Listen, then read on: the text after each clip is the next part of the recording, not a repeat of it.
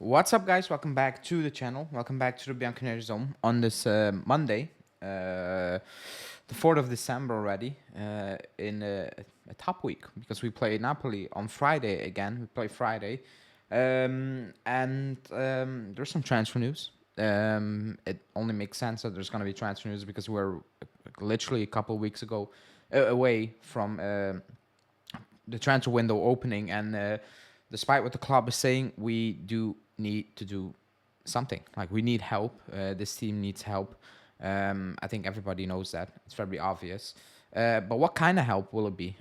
Because there is news on Donny van de Beek, but there's also news on players leaving. Soule, Yildiz, transfer news. Iling Jr. transfer news, and Gatti transfer news as well. Before we do that, like the video, subscribe to the channel, hit the bell notification, and let's go.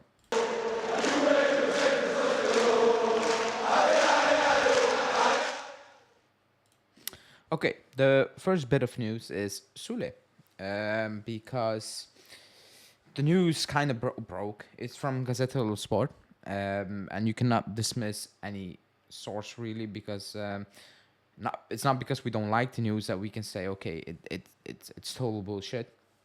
But there was news that Giuntoli went to England again last Thursday, to see what's possible and whatever, and he came back with not an offer, with interest from Aston Villa and from Newcastle, that they are interested in Soule.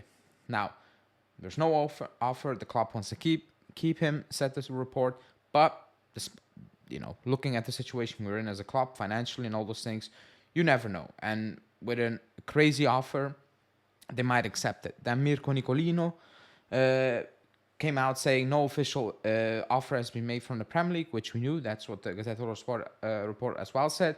The club stance has not changed after the developmental year at Frosinone. He's set to return to Turin in June, and the club believes in his qualities, and that, I believe 100% that the club believes in his quality. But despite that, we know how things work at the club. We know how these things go.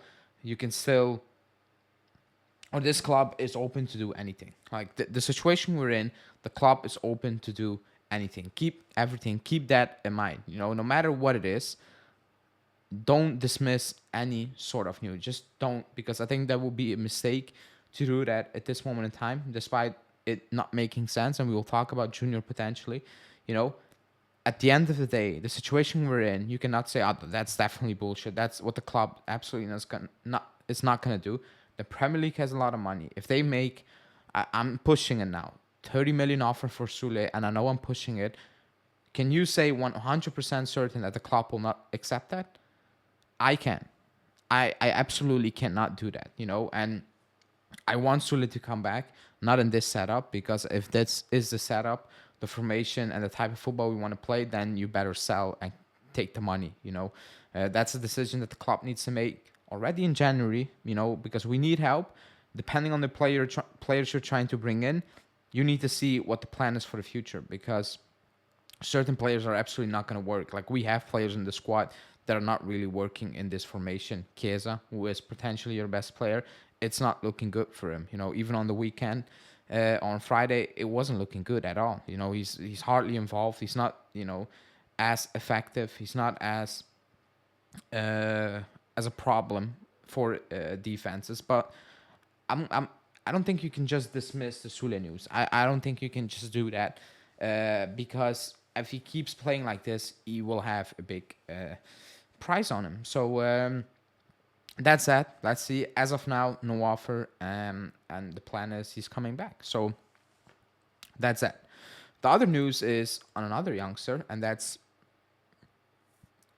Yildiz, and that's from Calciomercato, saying that Liverpool's new sporting director has been closely monitoring Yildiz since his time at Bayern. Juve have showed trust in the player by extending his contract until 27 and rejecting every loan transfer. Juve want Yildiz to develop within the club, gradually earning more playing time. In theory, Keenan is considered untouchable, but the club needs to generate funds. If Liverpool were to make a sustainable offer to secure his services before his imminent breakthrough at the very least, it will be worth considering. Same as I said with Soule, everybody will say no, don't do that. But the club situation is what it is. Now, do I think like if you tell me now, and then this is all hypothetical, if the club needs to sell one of the two, Yildiz or Kenan, Soule or Yildiz, I think they will choose Soule, by the way. But that's not the conversation. Yildiz, we can talk about, like, we can have a discussion, and maybe I should do that in a different video about the youngsters at our club. The youngsters at our club are not really playing. Miretti hasn't played for 2 games. Fajoli, I don't know how old is he, 23, if you want to count him in still. Junior is not playing. Yildiz is not playing. Huysen is not playing. So it's all good and well to have these youngsters within the club, and breaking through. But not really playing. They're not really having an impact. We need to be completely honest with that. So how long before these players are like, good, thanks, you make me break through into the first team. But you know what? Now I have offers where I can play, and I'm not saying Yildiz is thinking that, but like one will come, and Junior is a fair example of that. And it's only fair that these players are like, okay, we are here now, but we should be getting some minutes. No, if you look at Yildiz, I don't know why he's not getting a few minutes. Junior, I have absolutely no clue why he's not getting more minutes. Nobody knows why, and that's just unbelievable at this moment in time. But you cannot dismiss any bit of news on that. The club is in the situation we're in now. You saw that last summer with Soule. You see the type of thing with Vlahovic, excuse me. You see the type of moves they're trying to make or avoid to make. So you cannot dismiss any bit of news. You just can't. How many times have we seen, Dybala's going to sign 100% and then boom, he's gone. Like all these things, like nothing is certain. Like absolutely nothing is certain. That being said, I don't think they're going to sell you this. Also because I don't think that type of offer will come in because he hasn't played significant minutes at all. So I don't see a club putting an amount on the table that makes the club go, okay, yes, we're gonna accept that. I just don't see that happening, and that's not based on his quality. That's just purely based on him not being able to show his quality because he's not playing, not even from the under 23. So he's just riding bench at this moment in time. Now let's move on to Donny van de Beek. That's from the Daily Express, and the Italian media is picking it up, saying that it's not only Jadon Sancho they asked about, but also Donny van de Beek, and Man U are open to let him go. Obviously, because he's not a good player. I know a lot of people do like him.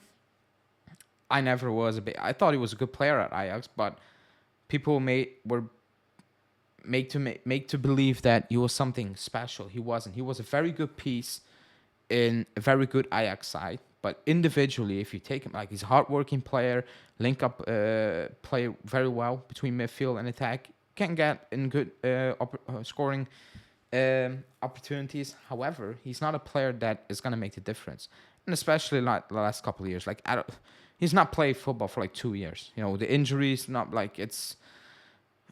I just don't see how this will be like, wow, this is going to help us in January, because we need goals, we need pure quality, in my opinion, in January, and he's not that, and he was that at Ajax. Ever since he left Ajax, he showed absolutely nothing close to that, with the injuries and just brutal play at times as well. He's just a player that's not going to move the needle at all. Not now, not in January, because that Ajax team was set up so specifically, and it worked all pretty good, and he was a good piece of that. But out of that Ajax team, he doesn't look the same. And like, again, the last couple of seasons, let's say 2 years, he's not played any football like that. Like, that's the equivalent of not playing at all. So that's an absolutely no for me, and that's a name I don't even want to hear anymore being linked with the club anymore. Like, it's done. And then the last bit of news is on Gatti, and that's from Nico Shira. I find it interesting that the news is coming out now that he scored that last minute winner. Like, it feels like if he didn't do that, that news was not coming out. But Nico Shira saying Juve has turned down a very big offer for Federico Gatti in the summer. Nottingham Forest had offered 25 million, but he wants to stay at Juve. The club considered him non-transferable. I rate Nico Shira very highly. I refuse to believe that. Not refuse to believe that. I don't believe it. If a club offered 25 million euros for Federico Gatti last summer, he would be on the first plane to England. Him saying, I don't want to leave, would have not mattered one bit. Juntily, the club would have put him on that plane. The first thing, with the moment that offer came in, they would have put him on that plane. Believe me, like 25 million. I like Gatti, but if somebody offers 25 million for Gatti last summer, the club would have taken that. They were in desperate need of money. They were trying to flog everybody. They were trying to sell Soule for 20 million. And you think they're saying no to 25 for Nico Schira, for Federico Gatti? I like Gatti. I'm not going to say he's not going to be Chiellini. He is Chiellini. I saw that debate all on social media. I don't think he possesses the qualities that Chiellini has. He he comes off like he potentially has those qualities in terms of the way he plays and his expressions whatsoever. But he has he still needs a long way to go. He has many deficiencies in his game, and they're obvious, against big teams. He gets caught off position a bit too often, in my opinion. Still makes those weird decisions at time, and the fact that he gets into the box and gets at the end of things or gets close to things and is involved up front, potentially, in my opinion, what I think makes people believe that it's all good, it's all perfect, and he is that guy. It overshadows a bit what his first job is defensively, and he still needs a lot of work on that, in my opinion. It's going well now, but if that 25 million offer came in last summer, he would have been on a plane to England, 100%, no doubt. Considering our situation financially, he would have been gone. So, I rate Nico Schira. I really, really struggle to believe that story. I really do. I really, really do. That's it. That's the daily news update. I will be back tonight and throughout the week, to build up that Napoli game. Like this one, subscribe to the channel, hit that bell notification if you're new, and I will see you guys later.